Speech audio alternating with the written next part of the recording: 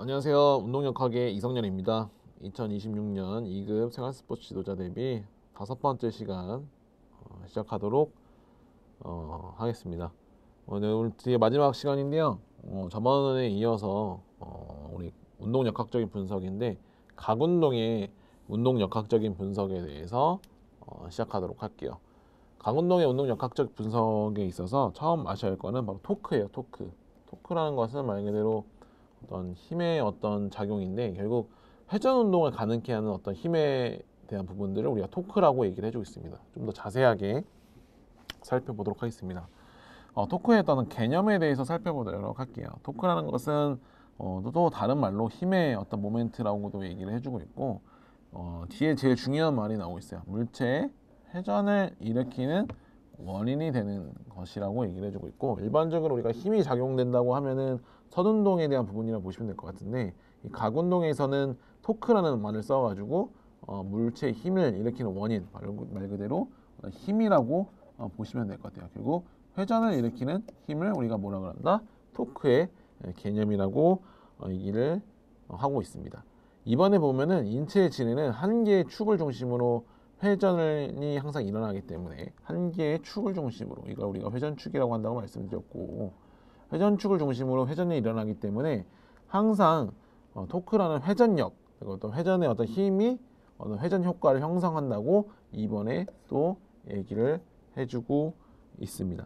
토크의 계산은 다음과 같아요. 토크의 계산은 다음과 같은데, 편심력 곱하기 모멘트 8, 그리고 그 똑같은 말로 관성 모멘트 곱하기 그 다음에 각 가속도에 대한 부분이라고 보시면 될 것 같아요. 이 편심력이라는 말은 말이 좀 어려울 수 있고 처음 들으시는 분들 있는데, 중심에 벗어난 힘의 작용을 우리가 편심력이라고 얘기를 해주고 있고, 모멘트 8이라고 하면은 예를 들어서 어떤 물체가 이렇게 있어요. 여기 중앙 중심으로 작용하는 힘을 우리가 이 중심에 작용을 하게 되면 문제가 없는데, 요 중심에 바깥쪽에 작용하는 힘을 우리가 이걸 뭐라 그런다? 편심력이라고 얘기를 해주고 있고, 이 중앙으로부터 편심력이 작용하는 어떤 이 길이의 크기를 우리가 뭐라 그런다? 모멘트 8이라고 얘기를 해주고 있습니다. 또 다른 어떤 말로 관성 모멘트 각가속도의 곱합을 우리가 또 토크 어떤 얘기를 같은 동의어로 얘기를 해주고 있고요. 토크는 다음과 같이 또 구분이 가능해요. 그래서 토크라는 것은 어떤 내적 토크와 외적 토크가 있다라고 얘기를 해주고 있고, 그다음에 추진 토크와 저항 토크로도 적용이 가능한다고 얘기를 해주고 있습니다. 그 부분이 밑에 내적 토크와 외적 토크에 대한 내용들이 좀 추가로 나오기 때문에 그 내용도 좀 더 좀 살펴보도록 할게요. 일단 회전 운동의 힘의 생성 원인은 결국 내적 토크와 외적 토크가 있다라고 얘기를 해주고 있습니다. 내력이라고 얘기를 해주고 있고 외력이라고 얘기를 해주고 있고, 우리가 저번 시간에 제가 내력의 대표적인 게 근력이라고 말씀을 드렸고, 그다음에 외력의 대표적인 게 어떤 중력이나 이런 부분이 대표적이라고 말씀을 드렸어요. 이게 역학에서 일반적으로 가장 많이 다루는 부분인데, 어떤 질의 어떤 3요소 중에 주동근의 어떤 수축에 의한 장력을 우리가 내력이라고 얘기를 해주고 있습니다. 그러니까 어떤 상완 이두근을 수축시킨다는 우리 덤벨 컬을 할 때 대표적인 어떤 근육의 어떤 주동근이 상완 이두근이잖아요. 그 상완 이두근의 어떤 수축에 의해서 장력이 발생하는 것을 뭐 내력이라고 얘기를 해주고 있고, 두 번째 줄에 보게 되면은 물체가 외부로부터 어떤 힘을 받았을 때 스스로의 어떤 현상을 유지하기 위해 내부에서 버티는 힘을 우리가 뭐라 그런다? 내력이라고 한다라는 것을 얘기를 해주고 있습니다. 일반적으로 90도의 각도에서 가장 큰 내적 토크가 발생한다고 얘기를 해주고 있습니다. 그렇기 때문에 우리가 상완 이두근과 전완근을 옆에서 바라보게 되면은 이와 같은 모습을 취하고 있고, 여기가 상완, 여기가 전완, 얘를 굽혔다가 피는 어떤 동작의 형태, 여기가 덤벨이라고 쳤을 때 이와 같이 굽히고 피는 동작이 있어서 이 각도가 90도일 때 가장 큰 내적 토크가 발생한다고 얘기를 해주고 있습니다. 그래서 군수축에 의한 근력이나 관절 사이에 작용하는 반작용력, 관절 내부에 작용하는 마찰력 등이 대표적인 어떤 내력의 형태와 어떤 설명이라고 얘기를 해주고 있고요. 외력이라고 하면은 인체 질의 3요소 중에 어떤 분절의 무게 중심에 작용하는 외력이라고 보시면 될 것 같아요. 여기 지금 제가 살짝 그림을 그렸는데 여기 보시면은 이게 상완, 전완, 여기가 덤벨을 잡고 있는 부분, 그러니까 덤벨이라고 쳤을 때 이 덤벨이 바로 뭐가 되냐면 외력에 대한 부분이라고 말할 수 있어요. 그래서 물체가 결국 뭐 어떤 것부터 받는 힘? 물체가 외부로부터 받는 힘을 우리가 외력이라고 얘기를 해주고 있고, 외부 환경과 상호작용으로 인체 또는 도구에 작용하는 힘을 우리가 뭐라 그런다? 외력이라고 얘기를 해주고 있습니다. 그래서 이 부분들 이번 2025년도에 나온 어떤 지문이에요. 그래서 외부 환경과의 상호작용으로 인해서 도구에 작용하는 어떤 힘의 크기를 우리가 뭐라 그런다? 외력이라고 얘기를 해주고 있고, 제가 외력의 대표적인 게 뭐라고 했죠? 중력이라고 말씀을 드렸고, 그 외에 어떤 유체, 공기 저항이나 지면 발력, 부력, 압력, 원심력 이런 부분들이 대표적인 어떤 부분이라고 보시면 될 것 같습니다.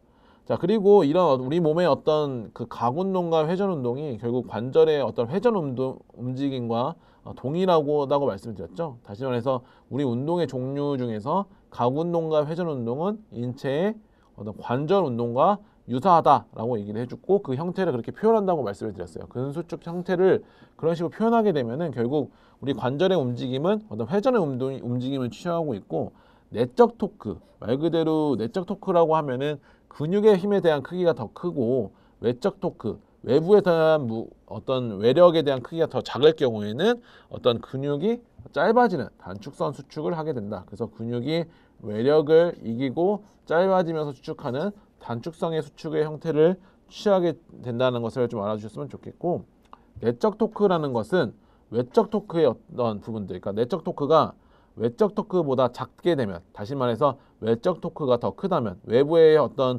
작용하는 힘에 대한 크기가 더 크게 되면은 근육이 외력에 의해서 늘어나면서도 버티는 수축을 우리가 뭐라 그런다? 바로 어떤 이런 형태, 내적 토크보다는 외적 토크가 더 큰 바로 신장성 수축의 형태를 취하고 있는 어떤 근수축의 형태를 나타나게 된다라고 기억을 하셔야 합니다.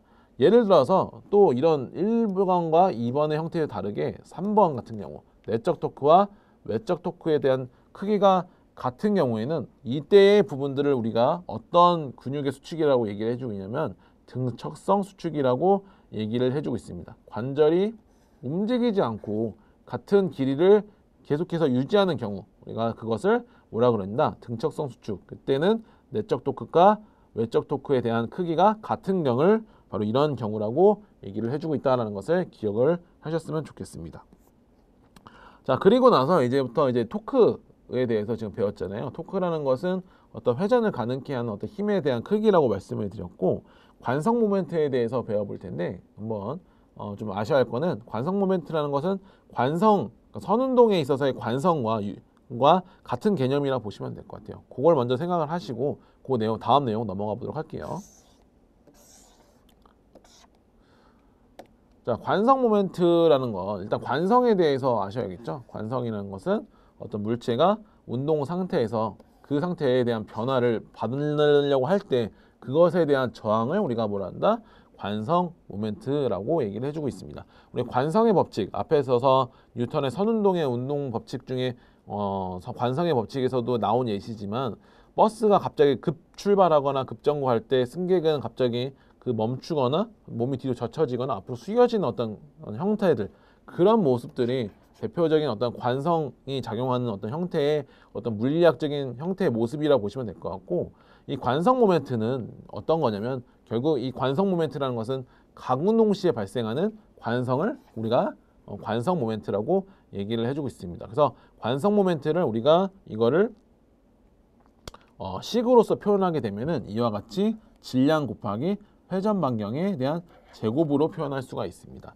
자, 기억에서 보게 되면은 선운동에서의 관성인 질량과 유사한 개념이다. 제가 저번 시간에도 말씀드렸듯이 질량, 우리가 흔히 말하는 몸무게가 많이 나가면 나갈수록 같은 힘을 가졌다 하더라도 두 사람의 어떤 질량의 차이로 인해서 관성의 크기가 달라지기 때문에 어떤 운동에 대한 어떤 부분들이 좀 퍼포먼스가 달라진다고 말씀을 드렸죠. 결국 이 관성이라는 것도 결국 이 질량이라는 것과 관성 모멘트라는 것도 질량이라는 것들과 같은 어떤 개념으로 쓰인다고 보시면 될 것 같고, 회전 운동에서의 관성에 대한 부분들을 우리가 뭐라 그런다? 관성 모멘트라고 한다라는 것을 기억해 주셨으면 좋겠습니다. 자, 니은에 보면은 각 운동에 대한 어떤 관성의 저항을 우리가 관성 모멘트라고 얘기를 해주고 있고, 예시를 보게 되면은 사실 이거는 좀 다른 의미에서 예시이기도 하는데, 다이빙 동작에서 몸을 펴면 회전 반경이 굉장히 커지기 때문에 관성 모멘트가 증가하게 되고, 몸을 어떻게 돼요? 굽히게 되면은 회전 반경이 되게 작아져서 관성 모멘트가 어떻게 된다? 감소하게 된다는 것이 바로 예시에 대한 부분이라고 보시면 될 것 같은데, 이 부분들 조금 더 짚고 넘어가자고 하면은, 예를 들어서 이거는 회전 반경에 대한 내용이라고 보시면 될 것 같아요. 그러니까 몸을 굽히면 굽힐수록 어떻게 돼요? 몸의 어떤 회전 반경이 감소하게 될 것이고, 몸을 피면 필수록 회전 반경은 증가하게 될 것이에요. 그러니까 결국 그 내용에 대한 부분이라고 보시면 될 것 같고, 결국 추가로 이어서 디귿의 그 내용들도 나오게 됐는데, 관성 모멘트라고 하면은 각 운동량과 비례하고 각 속도에 또 비례한다는 것이 바로 이런 우리 또 관성 모멘트가 가지고 있는 서로의 어떤 관계성에 대한 부분이라는 것도 좀 알아두셨으면 좋겠습니다. 그래서 중요한 거는 모든 물체나 사람은 초기에 회전에 저항하게 돼요. 근데 처음에는 저항을 하다가 한번 움직이게 되면은 어떻게 돼요? 그 토크에 의한 어떤 그 가속, 회전이 발생하게 되면서 계속해서 그 상태를 유지하려는 어떤 관성 모멘트의 어떤 성질이 아닌 어떤 토크에 대한 영향으로 인해서 계속해서 회전하려는 성질을 가진다는 것이 3번에 대한 내용이라는 것을 좀 알아두셨으면 좋겠습니다. 그렇기 때문에 밑에 보면은 시험에 정말 자주 나온 개념 중에 하나가 각 관성의 크기를 결정하는 주요 요인이에요. 지금 이게 여기서 보게 되면은 2025년, 21년에 어떤 출제의 어떤 범위밖에 없지만, 요거를 지문으로서 나오는 문제들도 굉장히 많이 나왔기 때문에, 그러니까 참고해서 나오는 지문들도 많았기 때문에 사실상 이 내용들이 굉장히 많이 나왔다고 여러분들이 좀 기억을 하셔야 합니다. 그래서 각 관성의 크기를 결정하는 주요 요인은 크게 두 가지입니다. 앞에서도 보았지만 관성 모멘트는 어떤 회전 운동을 방해하는 관성의 크기라고 말씀을 드렸고, 그 관성 모멘트는 질량과 회전 반경의 어떤 제곱으로서 구한다고 말씀드렸죠. 결국 물체의 질량이 크면 클수록 어떤 관성 모멘트는 증가하게 될 것이고, 질량의 분포도 커지면 커질수록 어떤 관성 모멘트도 커진다는 것을 의미해주고 있는데, 다시 말해서 물체의 질량, 그러니까 우리가 체조 선수들 보면은 적정 체중을 항상 유지하려고 하는 것이, 내가 너무 많은 체중을 가지게 되면은 그만큼 관성 모멘트에 대한 크기가 커지고, 체조의 동작들은 대부분 어떤 회전의 운동의 형태를 취하고 있기 때문에, 그러면 어떤 기술 점수나 완벽성에 의해서 떨어지기 때문에 어떤 질량을 좀 감소시키려고 한다는 것을 좀 알아주셨으면 좋겠고, 질량에 대한 부포는 말 그대로 어떤 회전하는 축에 대해서 그 물체의 어떤 질량에 대한 어떤 분포, 상태를 의미한다고 얘기를 해주고 있고, 앞에서 나와 있던 것처럼 다이빙 동작에서 몸을 펴게 되면은 회전 반경이 커져서 관성 모멘트가 증가하고, 몸을 굽히게 되면은 회전 반경이 작아져서 관성 모멘트가 감소한다고 얘기를 해주고 있어요. 다시 말해서 몸을 펴게 되면은 그만큼 회전 반경이 증가하는 게 되는 것이죠. 몸을 다시 굽히게 되면 회전 반경이 감소하게 되고, 그 내용들이 바로 2번에 대한 내용이라고 보시면 될 것 같습니다. 3번에 보게 되면은 이제 뭐냐면 모멘트 8에 대한 설명이 또 나와 있는데요. 회전축과 그 힘의 작용선 사이에 가장 짧은 어떤 수직거리라고 얘기를 해주고 있고, 예를 들어서 어떤 물체가 이런 식으로 있고 그 물체의 중심이 이렇게 있다고 가정을 했을 때, 그 물체에 이와 같이 힘이 작용하게 돼요. 힘이 작용하게 됐을 때 그 힘에 대한 어떤 이러한 크기를 어떤 모멘트 8이라고 말씀을 드렸죠. 이 8에 대한 크기가 짧으면 짧을수록 좋다고 말씀을 드렸고, 그 회전축 사이의 어떤 힘의 작용선 어떤 사이에 가장 짧은 어떤 수직의 거리를 우리가 모멘트 8이라고 얘기를 해주고 있습니다. 사지의 각 근육은 각 관절에 작용하며 모멘트 8은 를 따라서 회전력을 생성한다고 얘기를 해주고 있고, 그 모멘트 8이 클면 클수록 그만큼 많은 힘이 필요하다는 것을 의미해주고 있고요. 단축선 수축은 어떤 순수한 토크의 어떤 부분들과 관절이 같은 방향으로 일어나는 토크로 근육의 길이가 짧아진다라고 얘기를 해주고 있습니다. 그래서 내가 힘을 주는 내력에 의해서 그 토크가 같이 발생하는 것이 단축성 수축이라 보시면 될 것 같고, 일단 신장선 수축부터 보게 되면 신장선 수축은 내가 어떤 관절 운동의 형태와 반대로 작용하는 부분들의 토크를 바로 우리가 신장선 수축이라고 얘기를 해주고 있습니다. 그래서 저항하는 관절 토크가 작아서 근육이 길어지는 말 그대로 신장성 수축의 형태를 취하고 있다라고 이해를 하시면 될 것 같고요. 4번에 보면은 등척석 수축은 근육의 어떤 길이가 변하지 않고 근육의 어떤 장력이 발생하지만 관절에서는 어떤 움직임도 발생하지 않는 것을 바로 등척성 수축이라고 얘기를 해주고 있습니다. 그래서 근육의 어떤 수축에 따른 어떤 모멘트의 작용이 옆에 보시면은 심화 포인트에 나와 있는데, 단축성 수축 같은 경우는 힘의 모멘트가 저항 모멘트, 말 그대로 외부의 외력보다는 내력에 대한 어떤 모멘트가 더 크기 때문에 결국 그 단축성 수축을 발생시키는 거고, 그 다음에 신장성 수축 같은 경우는 힘의 모멘트가 저항 모멘트보다 작기 때문에, 그냥 작기 때문에 신장성 수축이 발생한다는 것을 좀 알아주셨으면 좋겠습니다. 마찬가지로 이 어떤 회전 운동, 각 운동도 결국 뉴턴의 운동 법칙을 적용할 수 있는데, 그 내용들 좀 더 살펴보도록 하겠습니다. 자, 여기 보시게 되면은 뉴턴의 어떤 각 운동의 법칙에 대해서 나와 있습니다. 각각 우리가 앞에서 보았던 첫 번째 관성의 법칙, 그 다음에 2번의 가속도의 법칙, 3번의 작용 반작용의 법칙에 대한 내용들이 있는데, 그 부분들을 각 운동에 적용시켜서 하는 것이 바로 뉴턴의 각 운동의 법칙이라 보시면 될 것 같아요. 보시게 되면은 뉴턴의 각 운동의 법칙은 첫 번째, 우리가 법칙에 대한 수천은 똑같습니다. 그래서 각 관성의 법칙인데요. 외적 토크, 외부의 어떤 힘에 어떤 회전력이 작용하지 않는 모든 물체의 회전체는 동일 축을 중심으로 계속해서 그 같은 축을 중심으로 일정한 각 운동량을 가지고 회전 상태를 유지하려고 한다는 것이 각 관성의 법칙에 대한 내용이라는 것을 좀 기억을 해주셨으면 좋겠고, 우리 생각해 보면은 선운동의 관성의 법칙과 크게 큰 의미를 가지진 않지만 대신 동일 축을 중심으로 약간 좀 그 회전 운동과 각 운동에 특화된 어떤 말도 있죠.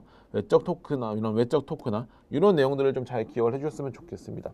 두 번째 보면은 각가속도의 법칙 제2법칙이라고 나와 있는데요. 물체의 어떤 토크가 가해지게 되면은 가해진 어떤 토크에 뭐다 비례하고 관성 모멘트에 반비례하는 가속도가 토크의 방향과 동일한 방향으로 발생한다고 얘기를 해주고 있습니다.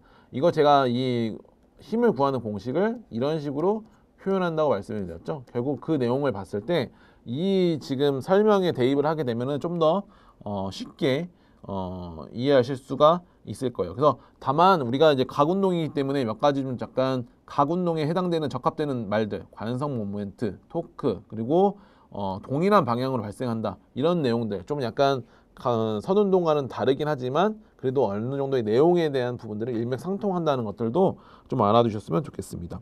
3번에 보면은 각 반작용의 법칙이 나와 있습니다. 한 물체에 의해 발휘된 모든 토크는 물체에 발휘되는 크기가 같고 방향이 반대인 토크가 존재한다. 우리 작용 반작용의 법칙에 대한 내용들이 각 운동에서도 존재한다는 것을 좀 알아두셨으면 좋겠고, 그렇기 때문에 이 부분들이 결국 생각을 해보게 되면은 우리가 이 내용이 나오고 나서 뭐가 나왔냐면 선운동량과 그다음에 이제 충격량이 나왔는데, 그 내용들도 결국 일맥상통이에요. 한번 볼게요. 결국 이제 각 운동량과 회전 충격량 아직까지는 출제된 적이 없어요. 그래서 사실 크게 좀 나올까 하는 생각도 드는데 한번은 이 내용도 좀 축약시켜 놓고 한번 읽고 마무리하도록 하겠습니다. 첫 번째, 각 운동량이라는 것은 어떤 결국 회전하는 사람이나 물체가 가지는 운동의 양을 우리가 일반적으로 각 운동량이라고 얘기를 해주고 있습니다. 관성 모멘트가 클수록, 그 다음에 빠른 각속도로 움직일수록 각 운동량이 크다라고 얘기를 해주고 있는데, 우리 이제 식을 밑에를 보게 되면은 그 우리 선운동의 선운동의 운동량을 구하는 공식이 뭐였어요? 질량에다가 속도를 곱하는 것이었잖아요. 결국 이 각 운동량도 결국 똑같아요. 우리 이 각 운동에서 해당되는 질량이라는 것이 바로 관성 모멘트였잖아요. 그리고 속도인 각속도를 곱하게 되면은 각 운동량이 이와 같이 나오게 된다는 것을 좀 알아두셨으면 좋겠고, 관성 모멘트가 클수록 빠른 각속도로 움직일수록 각 운동량이 크다라고 얘기를 해주고 있는데, 결국 이 식을 보게 되면은 우리가 구할 수 있는 부분이라는 것을 좀 이해를 하셨으면 좋겠고, 회전에 대한 충격량, 결국 우리 운동량의 이꼬르 뭐였냐면 충격량이었고, 결국 여기서도 똑같아요. 각 운동량 이꼬르 회전 충격량이라고 보시면 될 것 같고, 주어진 시간 동안 가해진 회전량의 총량이라고 얘기를 해주고 있습니다. 그래서 각 운동량의 변화에 대한 원인이라고 얘기를 해주고 있고, 밑에 보게 되면은 각 운동량의 어떤 보존과 전이에 대해서도 나오게 있는데, 우리가 이거 계속해서 보존과 전이 이번 연도에 2025년도에 처음 나온 문제이기도 하고 2025년 6년도에도 출제 가능성이 있지만 제 생각에 각 운동 쪽에서는 나오지 않지 않을까라고 좀 생각을 해보고는 있는데, 그래도 내용적으로 지문으로 나올 수 있기 때문에 그 내용도 좀 살펴보도록 할게요. 자, 이렇게 보게 되면은 아까 보셨겠지만 각 운동량의 어떤 구성에 대한 요인과 계산에 대한 내용들이 나옵니다. 그래서 각 운동량 같은 경우는 어떤 관성 모멘트에다가 각 속도를 곱한다고 말씀을 드렸고, 어떤 구성 요인으로는 질량, 그다음에 질량 분포, 회전 또는 스윙의 비율, 각 속도 등이 있다라고 얘기를 해주고 있습니다. 우리 앞에서 보았지만 관성 모멘트는 어떻게 구한다고 말씀드렸죠? 질량에다가 뭐였어요? 회전 반경을 곱해 준 것이 바로 제곱을 곱해 준 것이 관성 모멘트이기 때문에, 그리고 구성 요인으로 결국 질량, 관성 모멘트의 요소가 질량이고, 회전하는 물체의 질량 분포, 결국 회전 반경 또는 스윙 비율의 어떤 각 속도가 있다라고 얘기를 해주고 있기 때문에 이것이 바로 각 운동량이 어떤 구하는 어떤 구성 요인과 어떤 계산에 대한 내용이구나라는 것을 여러분들이 아셨으면 좋겠습니다. 이번에 보면은 각 운동량의 어떤 보존과 전이에 대한 내용들이 나옵니다. 각 운동량의 어떤 보존에 대한 내용들을 보게 되면은 각 운동량의 전이가 일어날 때 회전체의 어떠한 순수한 외적 토크가 가해지지 않는 한 전체의 어떤 각 운동량은 일정하게 보존된다고 얘기를 해주고 있고요. 전이라는 것은 전체 각 운동량에 어떠한 변화가 없다면 그 물체의 어떠한 부분부터 또 다른 부분으로 물체 전체로부터 그 물체의 어떤 부분으로 어떤 물체의 어떤 부분으로부터 물체 전체로 각 운동량이 전이될 수 있다라는 내용들을 우리가 얘기를 해주고 있습니다. 결국 어떤 이 운동량에 대한 부분들은 서로 어떤 다른 부분으로 전이될 수 있고, 그 다른 부분으로 전이가 됐지만 결국적으로 다 더하게 되면은 그것들은 합이 같다라는 것이 바로 전이에 대한 내용이라고 보시면 될 것 같고, 물체 내에 운동량이 어떤 재분배되는 과정을 가동 운동량의 어떤 전이라고 얘기를 해주고 있습니다. 자, 그 다음에 이제 각 운동의 운동역학적인 분석에서 이제 마지막 내용에 해당되는 어떤 구심력과 원심력에 대해서 살펴보도록 하겠습니다. 이 구심력과 원심력은 같이 작용을 한다고 보시면 될 것 같아요. 말 그대로 물체가 이와 같이 어떤 회전 운동을 할 때, 이와 같이 회전 운동을 할 때 발생하는 운동의 형태라고 보시면 될 것 같고, 이 물체가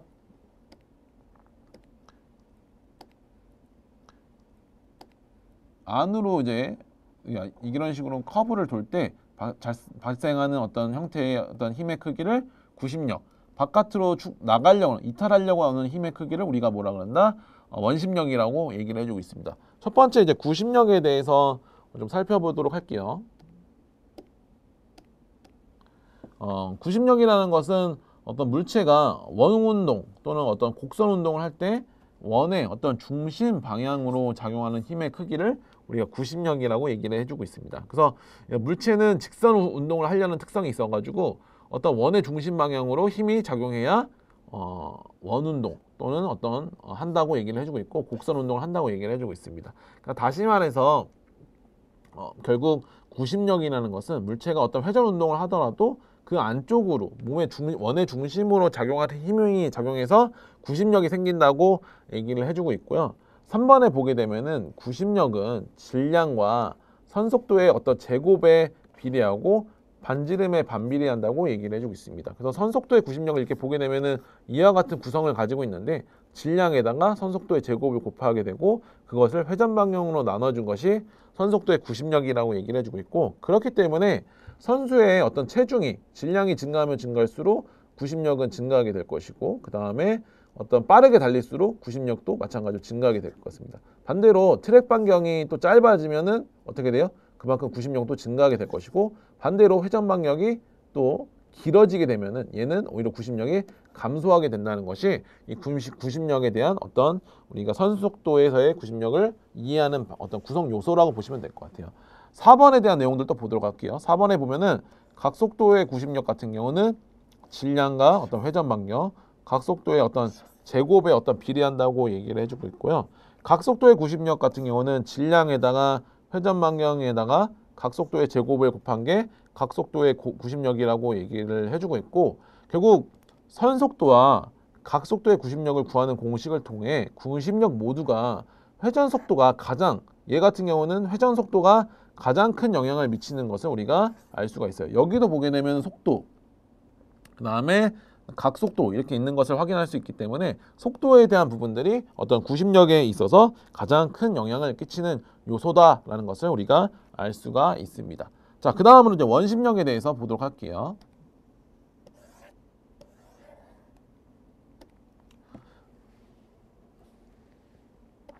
다음은 이제 원심력에 대한 부분이에요. 원심력은 반대로 안에 이제 어떤 회전 운동을 했을 때 이 안으로 향하는 힘을 뭐라고 그랬죠? 구심력이라고 했고, 그 바깥쪽으로 향하는 힘을 우리가 뭐라 그런다? 원심력이라고 한다라는 것을 좀 기억을 해주셨으면 좋겠습니다. 그래서 원 운동을 하는 물체가 궤도를 이탈하려는 힘, 그 자체를 우리가 원심력이라고 얘기를 해주고 있고, 즉 원의 어떤 중심으로부터 멀리 벗어나려고 하는 힘을 우리가 뭐라 한다? 원심력이라고 얘기를 해주고 있고, 구심력과 크기가 같고 어떤 방향은 반대라고 얘기를 해주고 있습니다. 3번에 보게 되면은 먼저 3번부터 볼게요. 구심력이 사라지면 원심력도 사라진다. 그리고 여기 보게 되면은 방향은 반대라고 얘기를 해주고 있는데, 그러니까 무슨 말이냐면 구심력과 원심력은 서로가 짝꿍이에요. 얘가 발생하게 되면 얘도 같이 발생하게 됩니다. 그렇기 때문에 크기는 같고 방향은 서로 반대일 뿐인 거죠. 그래서 구심력이라는 크기가 사라지게 되면 원심력도 사라지게 되고, 원심력이라는 크기가 사라지게 되면 구심력도 사라지게 된다는 것이 우리가 이걸 알아야 할 어떤 부분이라고 보시면 될 것 같고, 물체는 직선으로 움직이려는 특성 때문에 원 궤도를 이탈하려는 결국 원심력이 작용한다라고 보시면 될 것 같고, 예시에 보게 되면은 해머 던지기에서 해머를 돌리다가 줄을 놓게 되면은 구심력은 사라지고 해머는 직선 방향으로 날아간다. 여기서 해머 던지기에서 줄을 잡고 있는 어떤 그 텐션의 크기를 우리가 뭐라고 해요? 구심력이라고 보시면 될 것 같고, 그리고 막 계속해서 바깥으로 나가려고 하는 어떤 긴장되는 형태를 뭐라 그럽니까? 그걸 원심력이라고 합니다. 그렇기 때문에 순간적으로 그 뭔가 해머 던지기에서 그 사람이 줄을 딱 놓게 되는 순간 어떻게 돼요? 해머가 직선으로 쭉 날아가게 되는 거죠. 그 순간 갑자기 구심력과 원심력은 같이 동시에 사라지게 된다는 것을 우리가 알 수가 있습니다. 심화 포인트에 보게 되면은 원심력은 구심력과 크기가 같으므로 원심력도 질량과 선속도의 제곱에 비례하고 반지름에 비례한다. 그리고 우리 앞에서 보았던 어떤 공식에 대한 부분들도 결국 원심력에 제공할 수 있는 부분인 것을 좀 알아주셨으면 좋겠고, 선속도의 구심력도 결국 선속도의 원심력도, 그 다음에 각속도의 원심력도 이와 같은 형태를 가지게 된다는 것을 여러분들이 좀 아셨으면 좋겠습니다. 마지막에 보면은 이제 스포츠와 이제 원심력에 대한 부분들이 나와 있습니다. 그래서 1번에 보게 되면은 해머 던지기의 경우 선수의 손에 의해서 구심력이, 그러니까 그 어떤 안쪽으로 당겨오는 어떤 힘의 부분들, 원 안으로 들어오려는 힘이 발생하고, 해머에는 회전에 의한 원심력이 발생한다고 얘기를 해주고 있습니다. 결국 스포츠에서는 원심력을 줄이기 위한 어떤 경사각을 결정할 때 운동체의 무게, 속도, 반경을 고려해야 한다고 얘기를 해주고 있고, 우리가 일반적으로 경륜이라고 하는 어떤 부분들 보게 되면은 그 경륜 자전거의 경기에서 그 안쪽 커브를 돌 때 약간의 어떤 이런 경사각이 발생하는 것을 볼 수가 있어요. 그런 것들이 바로 이런 어떤 원심력에 대한 부분들의 어떤 이탈을 좀 방지하기 위해서 생긴 어떤 스포츠의 어떤 장치라고 보시면 될 것 같고, 특히 신체로도 어떤 그런 부분이 가능하게 되는데, 여기 예시를 먼저 보게 되면은 선수의 어떤 속도가 빠를수록, 회전 반경이 짧을수록 안쪽으로 원심력과 구심력이 커지므로 어떤 몸을 기울여서 경사각을 만들어야 한다고 얘기를 해주고 있습니다. 쇼트트랙 같은 경우는 어떤 그 안쪽으로 파고 들어가지고 상대방을 제치는 게 굉장히 중요하고, 그 상황에서 굉장히 많은 구심력과 원심력이 발생하면서 몸 안에 어떤 많은 내력이 작용해야 한다는 것을 얘기를 해주고 있고요. 그리고 그 몸에 대한 발생하는 어떤 힘을 감소시키기 위해서 이러한 예시가 필요합니다. 결국 쇼트트랙 경기 시 몸의 어떤 기울임을 통해 가지고 경사각 자체를 작게 만들게 되면은 원심력의 영향을 좀 덜 받으면서 신체에 받는 어떤 그 원심력의 어떤 부하를 좀 줄일 수 있다는 것이 바로 스포츠의 원심력에 대한 내용이라는 것을 좀 알아주셨으면 좋겠습니다. 자, 일단은 여기까지 해가지고 어떤 우리 핵심 특강의 지금 부분들을 하고 있는데 운동역학의 스포츠 적용의 내용을 마치도록 하고 그다음에 특히 어떤 각운동의 운동역학적인 부분들을 또 마치도록 하겠습니다. 이 다음에 이제 다음 내용인 어떤 우리 일과 에너지에 대한 내용들 좀 나가보도록 하겠습니다.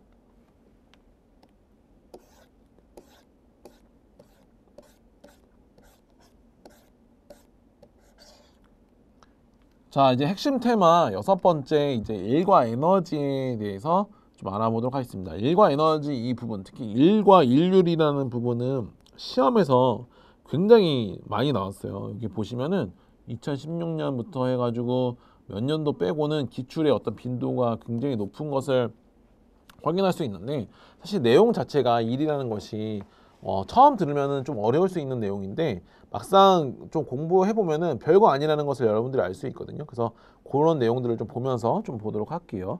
일단 일의 개념에 대해서 좀 알아보도록 할게요. 일이라는 것은 역학적으로 일을 했다는 것인데 일정한 거리에 걸쳐 지면에 어떤 다양한 어떤 힘이 작용되었다는 것을 말하고 있습니다. 그래서 단위는 줄로 나타낸다고 얘기를 해주고 있는데 그렇기 때문에 앞에 보게 되면은 일정한 거리에 거쳐서 지면에 대응하는 어떤 힘이 작용한 것을 바로 일이라고 얘기했고 그걸 인의 계산에 대해서 보게 되면은 이와 같이 볼 수 있죠. 그래서 1뉴턴에 곱하기 1미터를 곱하게 되면은 1줄이 된다. 결국 이 뉴턴이 결국 힘이 작용한 지면에 어떤 대항하는 어떤 힘에 대한 부분이라고 보시면 될 것 같고 이거는 바로 거리에 대한 부분이라고 보시면 될 것 같아요. 그래서 뉴턴과 미터를 곱하게 되면은 1줄이 나오게 된다. 1이라는 것은 결국 힘에다가 거리를 곱한 것이 뭐게 된다? 1이 된다라는 것을 우리가 알 수가 있습니다. 1의 계산은 다음과 같이 구할 수 있어요. 그래서 밑에서 봤던 것처럼 어떤 힘을 주는 방향으로 움직였을 때 우리가 그것을 정적인 일이라고 하고 반대의 작용으로 움직였을 때 부적인 일, 다시 말해서 정적인 일은 플러스의 형태를 취한다고 말할 수 있고 부적인 일은 마이너스의 일의 형태를 취한다고 얘기할 수 있습니다. 그렇기 때문에 일의 계산에 대한 내용들 잘 기억을 해주셨으면 좋겠고 일이라는 것은 힘에다가 거리를 곱하게 되면은 일의 값이 나오게 된다라는 것을 여러분들이 좀 잘 기억을 해주셨으면 좋겠습니다. 일이라는 것 이렇게 쉽게 구할 수 있고 다음은 일률에 대해서 좀 알아보도록 할게요.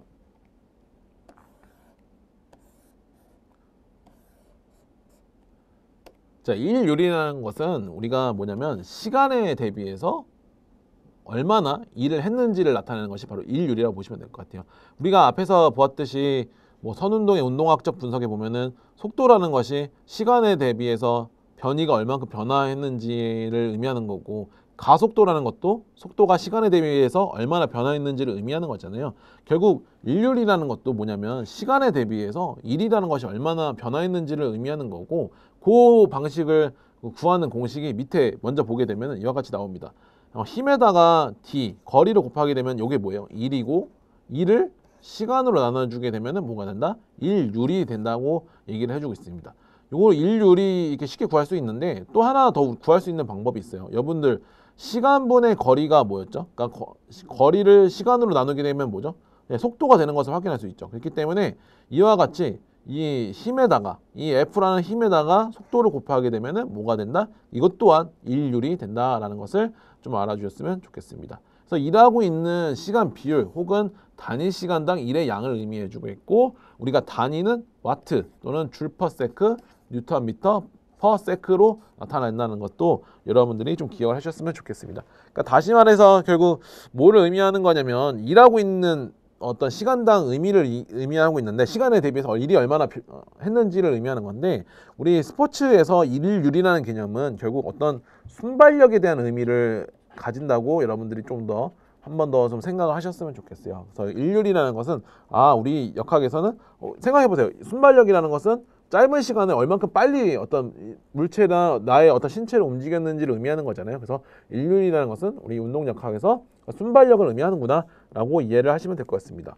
어떤 대부분의 어떤 스포츠에서는 강력하고 파워를 요구하고 있고, 운동 기능을 성공적으로 수행하기 위해서는 힘을 빠르게 작용시켜야 한다고 얘기를 해주고 있습니다. 결국 빠르게 많은 힘을 작용시키는 것이 굉장히 중요하고, 그걸 우리가 순발력이라고 얘기를 해주고 있기 때문에 이 일률이라는 어떤 단위나 어떤 계산을 통해서 우리가 역학적으로 순발력을 또 계산한다라는 것을 좀 기억해 두셨으면 좋겠습니다.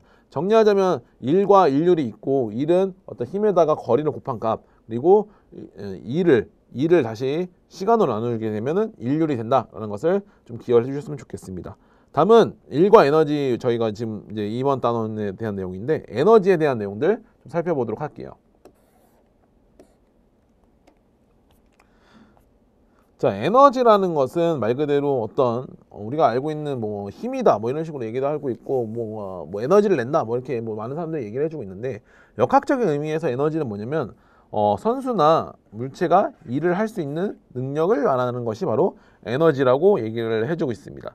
여기서 중요한 게 요 내용이 조금 헷갈려요. 그래서 에너지라고 하면은 왠지 힘이기 때문에 힘을 낼 수 있는, 그러니까 일을 할 수 있는 능력이기 때문에 힘을 내는 능력 아닐까? 그렇기 때문에 힘은 또 벡터이기 때문에 얘도 같은 벡터가 아닐까라고 생각을 하는데, 에너지 값은 방향은 없고 크기만 있는 말 그대로 스칼라량이라고 우리가 정의를 내리고 있습니다. 이게 좀 어려운 부분이고 헷갈리는 부분이니까 여러분들이 좀 잘 기억을 해주셨으면 좋겠고, 단위는 일의 어떤 단위와 같은 무슨 단위?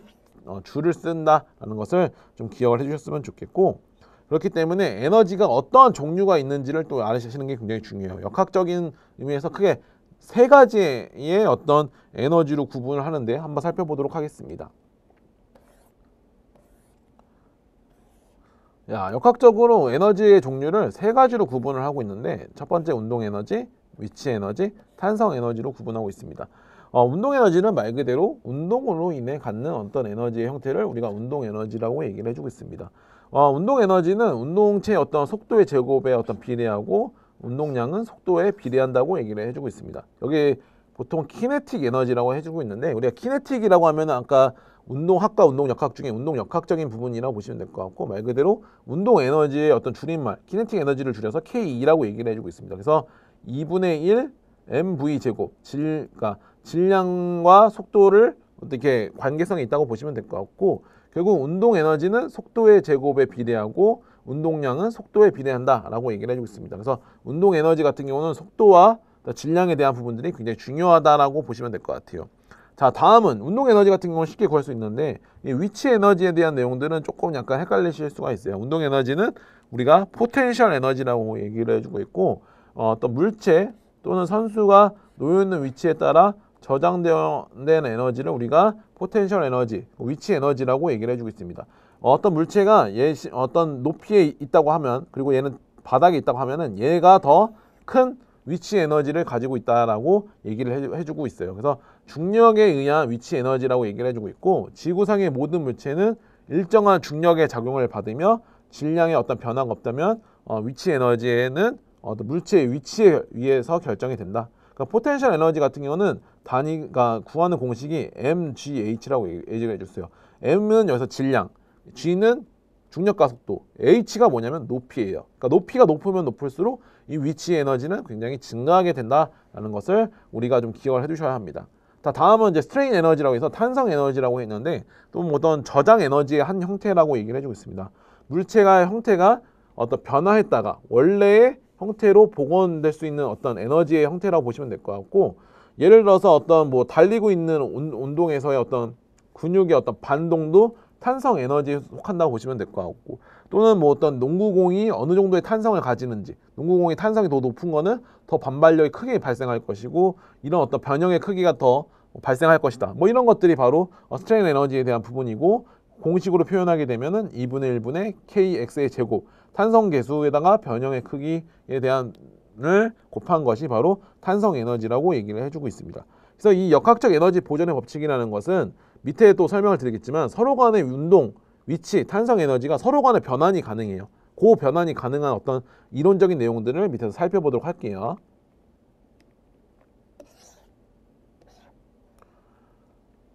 자, 역학적 에너지 보존의 법칙은 일단 개념부터 살펴볼게요. 역학적 에너지의 개념은 여러 종류의 어떤 에너지 중 위치 에너지, 그러니까 운동 에너지와 어떤 위치 에너지를 합한 것을 역학적 에너지의 개념이라고 얘기를 해주고 있습니다. 무슨 말이냐면 역학적 에너지 보존의 법칙을 통해서 더 좀 살펴볼 텐데, 운동하는 모든 물체는 외력이 어떤 작용하지 않는 한 형태만 바뀔 뿐 에너지의 총합은 일정하다. 예를 들어서 운동 에너지 K가 그리고 PE가 포텐셜 에너지가 각각의 비율이 7대 3이었다고 칩시다.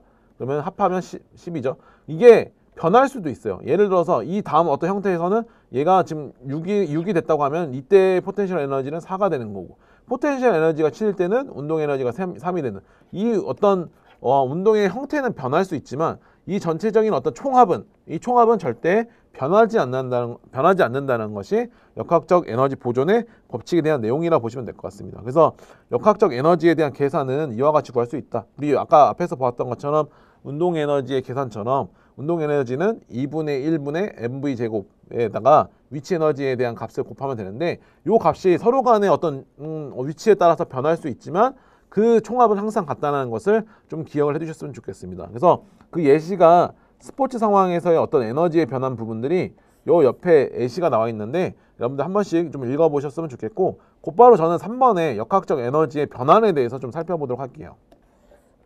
결국 그 값이 같다라고 얘기를 했죠. 그러니까 결국 물체의 높이가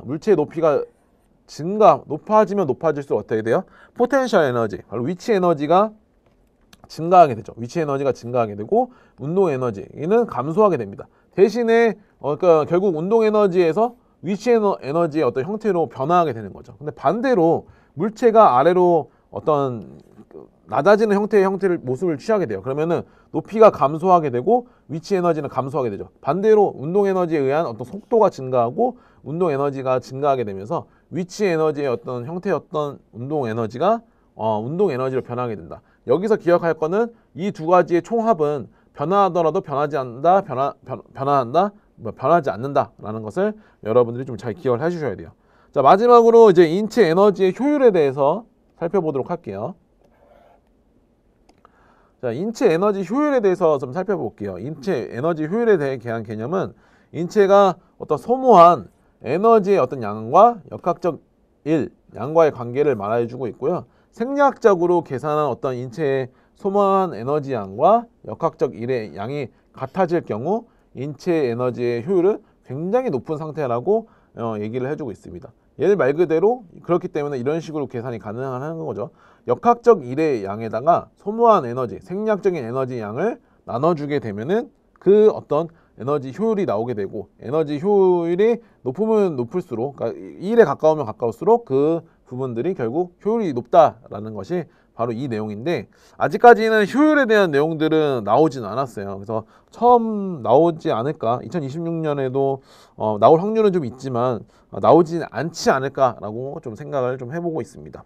자, 그래가지고 여기까지 해서 일과 에너지에 대해서 이제 마쳤고요. 자, 우리 대망의 마지막 7장, 핵심 테마 7장, 다양한 운동 기술의 분석에 대해서 이제 진도를 나가보도록 하겠습니다.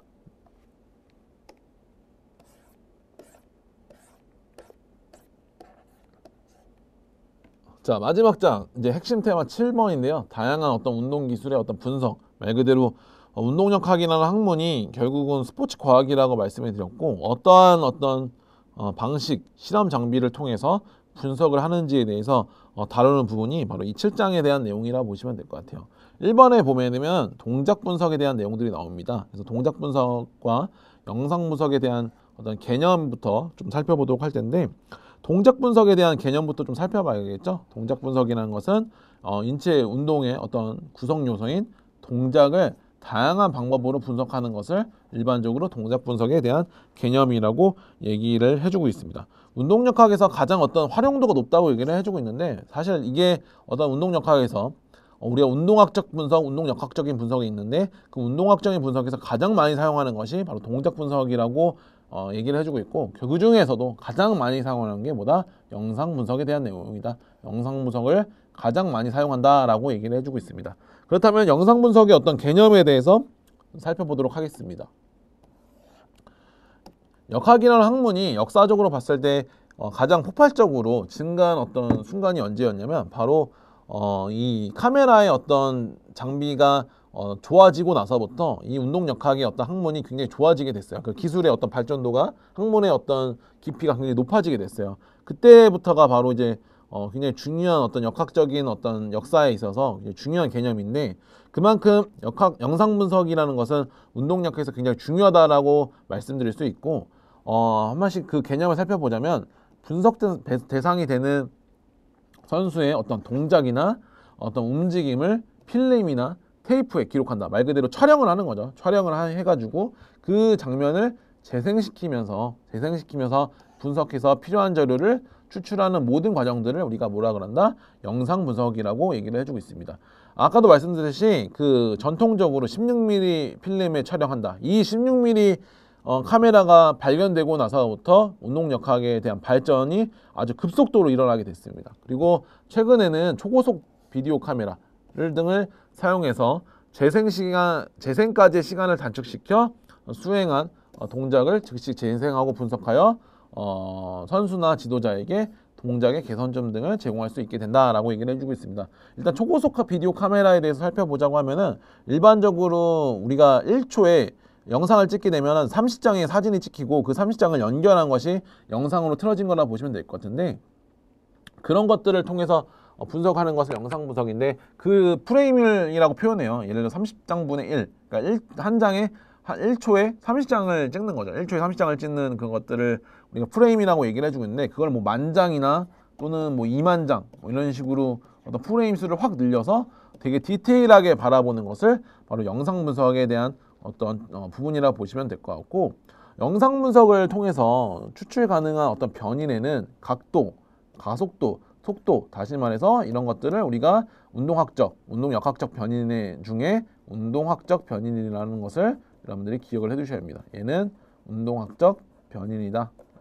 그래서 운동학적 분석 방법이라고 또 연달아서 나오게 되죠. 그래서 이 시험에 이 지문이 나왔습니다. 운동학적 분석 방법이 아닌 것은. 근데 1번에 보게 되면은 영상 분석, 2번에 보면은 고니오미터라고 해가지고 수동식 각도계요. 그 물리치료사분들이 많이 쓰시는 어떤 장비인데 수동으로 인체 관절의 크기가 어느 정도 되는지 측정하는 방법이 바로 고니오미터인데 이거를 통해서 측정하는 게 바로 각도이기 때문에 얘도 마찬가지로 운동학적 변인이라고 보시면 될 것 같고 움직임을 공간적으로 시간적으로 분석한다. 말 그대로 시간과 공간 대표적인 운동학의 키워드라고 보시면 될 것 같고 분석 요인에는 신체 중심의 어떤 위치의 어떤 변화, 관절의 각도, 속도, 가속도, 그다음에 각속도, 각가속도 이런 것들이 있는데 예를 들어서 뭐 이런 것들이 있어요. 운동학적인 분석 방법이 아닌 것들, 그러니까 분석 변인이 아닌 것들, 위치의 변화 1번에, 2번에 관절의 각도, 3번의 속도, 4번의 힘. 이러면 4번의 힘은 틀린 거죠. 왜냐면은 힘은이란 것은 운동학적 분석 방법이 아니고 운동역학적 분석 방법이기 때문에 4번의 힘은 틀리게 된다. 그렇기 때문에 영상 분석이라는 것은 여러분들이 전체적인 개념 중에서 이해하셔야 할 게 운동학적인 분석 방법이구나. 그러니까 공간과 시간에 대한 개념을 분석하는 것이 바로 운동학적인 분석이구나 라는 것을 여러분들 잘 아셔야 합니다. 다음은 이제 영상 분석에 대한 구분에 대해서 좀 살펴볼 텐데 크게 2차원과 3차원에 대해서 얘기를 나누고 있습니다. 카메라를 몇 개 쓰는지에 따라서 2차원, 2개 이상 쓰게 되면 보통 3차원이라고 얘기를 해주고 있는데 어떤 물체가 이렇게 있어요. 어떤 물체가 이렇게 있고 이 물체를 이와 같이 카메라를 설치해서 촬영을 해서 촬영하는 카메라 하나 가지고 촬영하는 방식을 우리가 영상 분석, 2차원 영상 분석이라고 얘기를 해주고 있습니다. 한 개의 영상 기록을 통해 2차원 평면상의 운동을 분석하는 것을 우리가 뭐라고 한다? 2차원 영상 분석이라고 얘기를 해주고 있고 동그라미 2번에 보면은 운동 평면상의 실제 어떤 좌표와 영상 좌표 사이에 일정한 어떤 배울 관계를 이용하는 것을 2차원 영상 분석이라고 얘기를 해주고 있고 카메라를 실제 운동면에 직각, 또 다른 말로 직교되게 설치, 얘하고 얘가 직교되게 서로 간에 직교되게 설치를 하고 기준자라고 얘기를 해주고 있는데 무슨 말이냐고 하면은 이 카메라 상에서 이 선이 나타내는 길이가 어느 정도 되는지를 의미할 수 있게 미리 사전에 거리를 측정한 미리 어떤 길이를 측정한 어떤 그 기준자 같은 거를 그 화면상에 놓게 됩니다. 그 화면자를 기준으로 해가지고 화면상에 측정된 요 길이의 크기가 얼만큼 되는지 측정하는 게 바로 기준자의 역할이라고 보시면 될 것 같고, 기준자를 이용해가지고 분석 대상의 어떤 실제 크기와 어떤 운동 평면상에서의 어떤 크기를 조정하기 위해서 사용된다라고 보시면 될 것 같습니다. 그래서 단일 평면상, 그러니까 얘는 2차원이라는 의미가 뭐냐면 결국 평면으로 분석을 한다는 거거든요. 우리가 눈으로서 보는 말 그대로 평면상으로서 움직임을 분석하는 것이 바로 2차원 영상 분석이라고 보시면 될 것 같고, 이를 운동 대상이 벗어나게 되면은 투시 오차가 발생한다. 말 그대로 이 카메라의 설치를 집요하게 되지 않게 설치하게 되면은 투시 오차라는 것이 발생하게 되고, 그만큼 정확성이 떨어지게 돼요. 이 2차원 영상 분석 같은 경우는 굉장히 여기에는 나와 있지는 않지만 장점이 있는데, 현장에서 사용하기가 되게 유리합니다. 현장에서 사용. 그러니까 스포츠 상황에서. 왜냐하면 카메라 한 대 가지고 분석이 가능하기 때문에 그만큼 어떤 설치의 어떤 조건도 까다롭지 않고 금방 어떤 영상을 촬영하고 분석할 수 있기 때문에 지도자들이나 어떤 선수들한테 금방 피드백을 줄 수 있는 반면에, 이 2차원 영상 분석은 한 개를 가지고 있는데 카메라 한 대를 가지고 실시하기 때문에, 그리고 투시 오차가 또 존재한다고 말씀드렸죠. 그로 인해 가지고 정확도가 매우 떨어지는 것이 바로 2차원 영상 분석이라고 보시면 될 것 같고, 그럼에도 불구하고 최근에는 어떤 기술과 어떤 부분들이 많이 좋아졌기 때문에 2차원 영상 분석의 어떤 전체적인 내용들이 많이 좋아졌다라고도 얘기를 해주고 있습니다.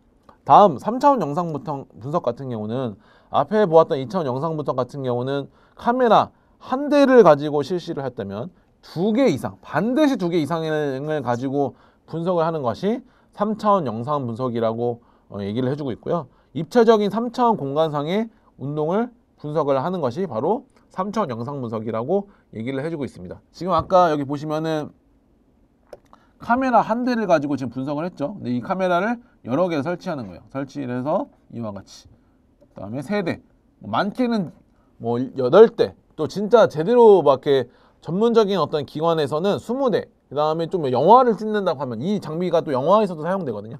막 50대 이상 막 사용되기도 합니다. 근데 일반적으로 제일 중요한 사실은 2개 이상이 반드시 필요한다. 그러니까 2개부터가 시작이다. 3차원 영상 분석은 2개부터 꼭 시작이 된다는 것을 좀 알아두셨으면 좋겠고, 특정한 점에 대한 실제 어떤 공간상의 어떤 위치와 최소 두 방향에서 촬영된 2차원 영상 어떤 정보들 간의 어떤 기하학적 관계를 이용해서 3차원 공간 정보를 추출한다고 얘기를 해주고 있고, 2차원 분석에 비해 굉장히 오차가 적어요. 왜냐? 카메라가 많으면 많아질수록 그만큼 데이터의 어떤 부분들이 좋아지기 때문에 그만큼 투시 오차나 그런 데이터의 퀄리티가 굉장히 투시 오차는 적어지면서 데이터의 퀄리티가 굉장히 좋아지거든요. 그래서 3차원 영상 분석의 어떤 중요한 부분이라고 보시면 될 것 같고, 야구의 어떤 피칭이나 골프의 어떤 스윙, 그다음에 어떤 체조의 공중 회전, 트위스트 동작 같은, 사실 뭐 이렇게 국한되어 있는 것은 아니고 다양한 어떤 스포츠 활동에도 사용될 수 있는 게 3차원 영상 분석의 어떤 장점이다라고 보시면 될 것 같지만, 반드시 장점이 있으면 단점이 있죠. 3차원 영상 분석의 단점은 이만큼 장비가 많이 소요되고 장비가 많이 필요하기 때문에 이 실험실 상황이 아니면 하기가 힘들어요. 그만큼 스포츠 현장에서는 이런 3차원 영상 분석을 하기 힘들다는 것이죠. 그렇기 때문에 어떤 그 서로 간의 어떤 차이점이 있어요. 2차원 영상 분석 같은 경우는 현장에서 사용하기 때문에 긴박한 어떤 스포츠의 어떤 그 다이나믹함을 다 담아낼 수 있는 반면에, 3차원 영상 분석 같은 경우는 실험실 상황이라서 어떤 실제 어떤 스포츠 상황이 아니기 때문에 그런 제한점을 가지게 되는 것이 또 3차원 영상 분석의 좀 단점이라 보시면 될 것 같고, 또 하나 말씀드리자면 3차원 영상 분석 같은 경우는 그만큼 분석하는데 시간이 오래 걸립니다. 2차원 영상 분석 같은 경우는 카메라 한 대만 분석하기 때문에 시간이 굉장히 짧게 걸리지만, 3차원 영상 분석 같은 경우는 시간에 대한 부분이 굉장히 오래 걸리기 때문에 분석에 대한 어떤 시간이 굉장히 오래 걸리고, 그로 인해서 선수들이 또 망각을 할 수 있는 시간이 많이 늘어난다라는 것을 또 말씀드릴 수가 있습니다. 그렇기 때문에 무엇보다도 요즘 이제 역학의 어떤 사람들이 개발하는 것 중에 하나가 분석의 시간을 감소시킬 수 있게 많이 노력을 한다라는 것들도 우리가 좀 기억을 해두셔야 할 부분인 것을 좀 알아주셨으면 좋겠어요. 자, 여기까지가 이제 영상 분석, 2차원 영상 분석과 3차원 영상 분석에 대한 내용이었고, 다음으로 이제 3차원 영상 분석에 대해서 좀 알아보도록 하겠습니다.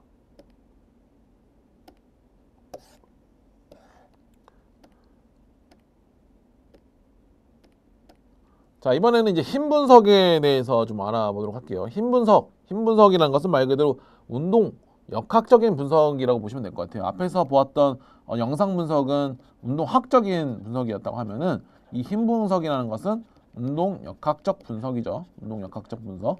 네, 힘의 측정의 원리에 대해서 좀 알아보도록 할게요. 말 그대로 힘이 가해지면서 물체가 어떤 변형되거나 이동하는 어떤 변화 상태를 이용해서 측정하는 것을 힘 측정의 원리라고 얘기를 해주고 있고, 우리가 일반적으로 이제 운동 역학, 스포츠 역학에서 많이 쓰는 힘 측정의 원리는 뭐 근전도, 근육의 어떤 부분들, 그리고 지면 발력기, 중력에 대한 부분들을 직접 측정하고 분석하는 것이 바람직하고 또 일반적이라고 말씀드릴 수가 있습니다. 그래서 힘의 측정에 대한 방법들에 대해서 좀 살펴볼게요. 힘의 측정 방법들은 이런 방법들이 있습니다. 힘은 육안으로 관찰하거나 측정할 수 없으므로 대부분 어떤 힘에 비례하는 비례해서 변하는 물체의 어떤 늘어나는 정도를 전기의 어떤 세기가 변하는 장치로 측정한다라고 얘기를 해주고 있습니다. 다시 말해서 물체에 어떤 힘이 가해졌을 때 그 전기의 신호가 변해진 것을 말 그대로 수치화시킨 것이 어떤 힘의 측정의 방법의 대부분의 원리라고 보시면 될 것 같고, 가장 많이 사용하는 것이 이 지면 발력기라고 보시면 될 것 같아요. 이 지면 발력기 같은 경우는 말 그대로 중력에 대한 크기를 말 그대로 반발되는 어떤 크기에 대한 값을 구하는 것이 지면 발력기라고 보시면 될 것 같은데, 도약 등과 같은 여러 운동 상황에서 사람이 지면에 가하는, 우리가 지면에 이렇게 서 있게 되면은 어느 정도 질량에 의해서 그만큼의 중력에 대한 힘을 누르게 되죠. 근데 그 힘을 반대로 작용받는 어떤 반작용의 힘의 크기를 힘의 세기를 측정하는 어떤 기기를 우리가 지면 발력기, 운동 특성을 분석하는 것을 우리 지면 발력기라고 얘기를 해주고 있습니다. 그래서 두 번째 줄에 보게 되면 작용 반작용 법칙의 원리로 인해서 한 압력판을 사용하고 압력판 위에서의 어떤 인체 압력 중심에 대한 정보를 이용해서 안정성의 어떤 분석에도 이용하는 것이 바로 지면 발력기라고 얘기를 해주고 있습니다. 그 다음에 이제 스트레인 게이지인데요. 스트레인 게이지 같은 경우는 이제 직접적으로 이제 저희가 문제에 나온 부분이에요. 지문에. 그래서 한 번쯤은 좀 읽어보셔야 할 부분인데, 물체가 어떤 외력으로 변형될 때 그 변형력을 측정하는 어떤 측정기를 우리가 스트레인 게이지라고 얘기를 해주고 있고, 사용기구에 어떤 부착해서 어떤 힘을 측정하고 분석한다라고 한 번쯤 읽어보시면 될 것 같습니다. 그 다음에 이제 많이 나오는 게 이제 근전도기예요. 근전도기. 근수축이 일어나고 있는 근육 주위에는 아주 미세한 어떤 전이차, 전류가 어떤 생기게 되는데, 그 전류가 흐르는 전이의 어떤 차이, 전기의 차이를 말 그대로 수치화시켜 가지고 어떤 눈으로 보일 수 있게 해준 것이 바로 근전도기라고 얘기할 수 있습니다. 그래서 그 미세한 어떤 전이차를 증폭시켜서 근육의 어떤 활동을 추정할 수 있도록 개발된 측정기를 우리가 뭐라 그런다? 근전도기라고 얘기를 한다라고 설명을 드릴 수 있습니다. 그래서 이제 다양한 어떤 힘 측정 방법 중에 이렇게 세 가지가 있다. 지면 발력, 스트레인 게이지, 근전도기, 이렇게 세 가지가 있다는 것을 알아주셨으면 좋겠고, 일단은 제가 제일 많이 쓴다고 하는 게 지면 발력기라고 말씀드렸고, 저희가 이제 그 다음에 근전도에 대해서 좀 알아보도록 할 텐데, 일단 지면 발력기에 대해서 좀 알아보도록 할게요. 지면 발력기는 실제로 운동 역학자들이 엄청 많이 쓰는 장비예요. 그래서 인체가 어떤 지면에 어떤 가한 어떤 힘에 대한 반작용, 결국 작용 반작용의 법칙의 원리로 인해서 지면 반발력을 결국 측정하는 어떤 크기를 분석하는 장비라고 보시면 될 것 같고, 수직으로 누르는 힘, 그리고 수평으로 미는 힘, 마찰력에 어떤 영향을 받는다고 얘기를 해주고 있습니다. 그래서 우리가 힘의 방향이 크게 세 가지가 있어요. 위, 아래, 그 다음에 좌우, 전후, 이렇게 세 가지의 어떤 힘의 크기를 다 측정할 수 있고, 그와 관련된 압력 중심점, 그 다음에 토크, 모멘트, 힘의 작용 시간 등을 산출하는 것이 바로 지면 발력 측정의 어떤 중요한 어떤 측정 요소라고 보시면 될 것 같고, 일단 지면 발력기를 통해서 가장 많이 분석하는 게 뭐 다양한 요소들을 분석을 하지만, 우리 어떤 시험에 나왔던 출제로 생각을 해보면은 보행에 대한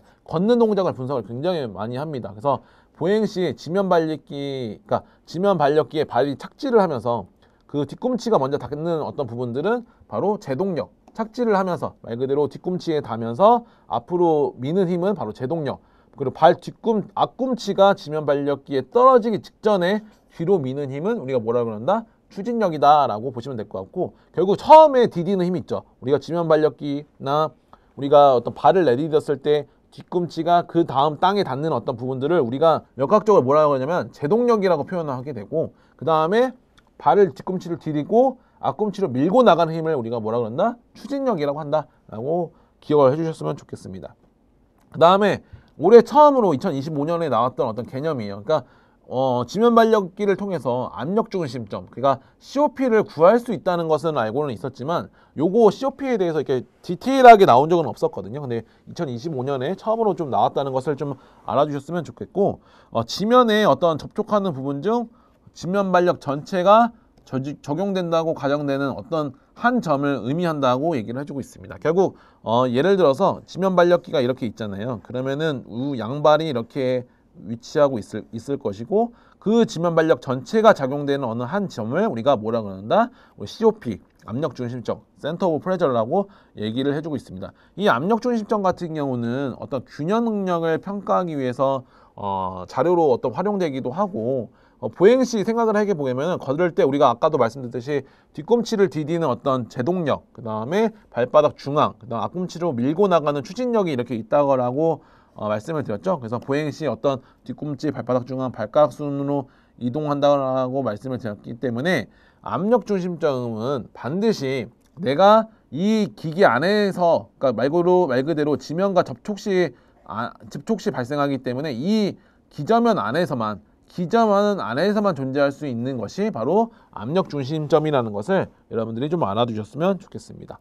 자, 마지막으로 이제 근전도에 대한 분석에 대해서 좀 알아보도록 하겠습니다. 아까 근전도의 어떤 원리에 대해서 살짝 제가 설명을 드렸지만, 결국 그 전이차에 의해서 구하는 것을 바로 근전도라고 말씀을 드렸잖아요. 그래서 그 근전도에 대한 내용들 좀 살펴볼 텐데, 결국 근전도라는 것은 골격근의 어떤 수축에 수반에서 일어나는 어떤 근활동 전류를 유도해서 증폭을 말 그대로 기록한 것을 어떤 근전도의 원리라고 얘기를 해주고 있고, 말 그대로 근수축의 어떤 효과와 말투적 표면을 검사할 수 있다라고 얘기를 해주고 있습니다. 근수축을 일으키는 원인은 운동 신경계의 활동 상황을 알 수 있다고 얘기를 해주고 있고, 최근에 미소전극을 근에 꽂고 단일 신경근 단위의 어떤 활동 상황을 탐지한다라고 얘기를 해주고 있습니다. 요거 같은 경우는 너무 디테일하게 공부하지 마시고 한 번쯤 읽어보시면서 머릿속에 이해를 하시는 게 좀 중요할 것 같아요.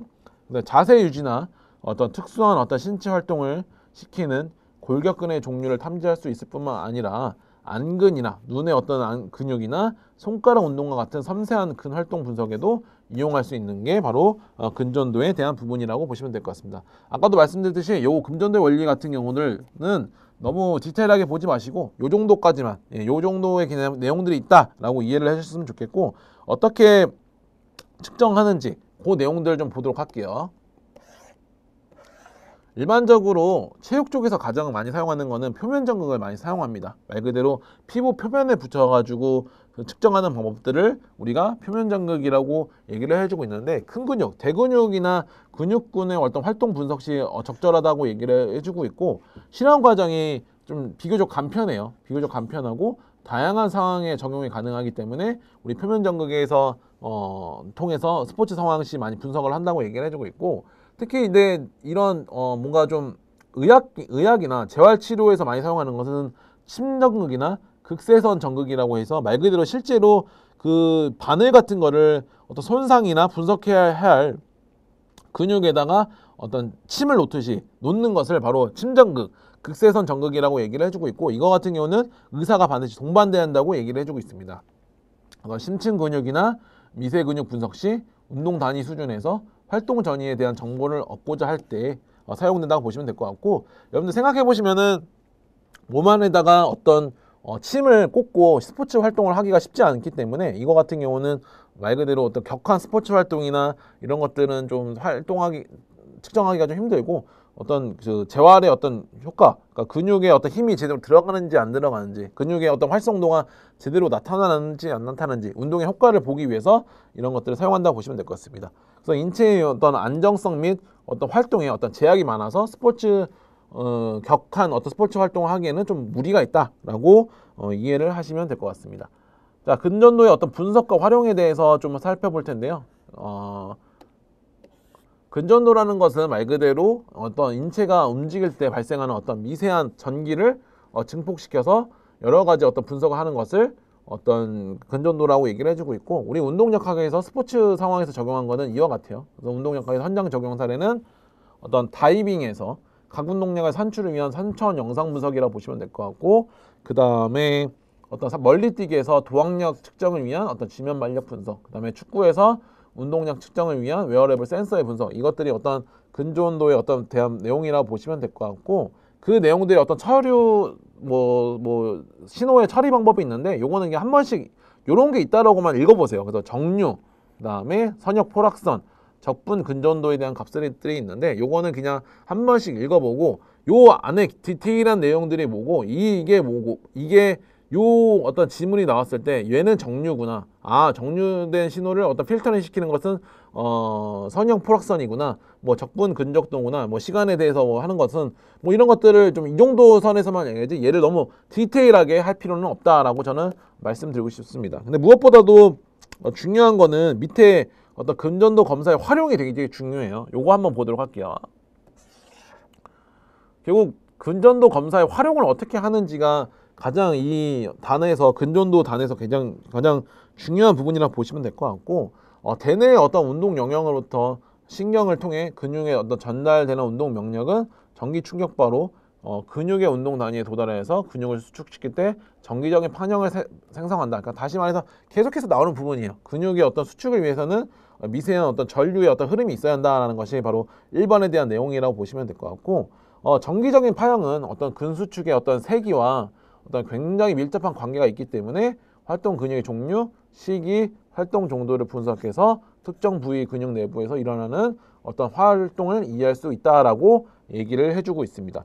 중요한 거는 밑에 3번에 대한 내용들이 가장 중요합니다. 근전도를 통해서 어떠한 요소 또 변인을 측정할 수 있는지에 대한 내용들이 바로 3번에 대한 내용이라 보시면 될 것 같고, 근전도 분석을 통해 측정한 변인에는 첫 번째 근육에 대한 활성도, 두 번째 근육에 대한 피로도, 그다음에 근육의 수축 시점 타이밍이라고 얘기를 해주고 있는데, 어떤 특정 근육에다가 붙인 다음에 좌우의 근육의 어떤 활성도, 어느 근육에서 더 활성도가 나타나는지 분석을 하는 것이 활성도에 대한 내용이라고 보시면 될 것 같고, 그리고 마찬가지로 어떤 특정 동작을 했을 때 어느 근육부터 피로도가 나타나는지를 확인하는 것이 2번에 대한 내용, 말 그대로 3번에 대한 내용이 바로 근육 수축 시점의 어떤 타이밍에 대한 내용이라고 보시면 될 것 같습니다.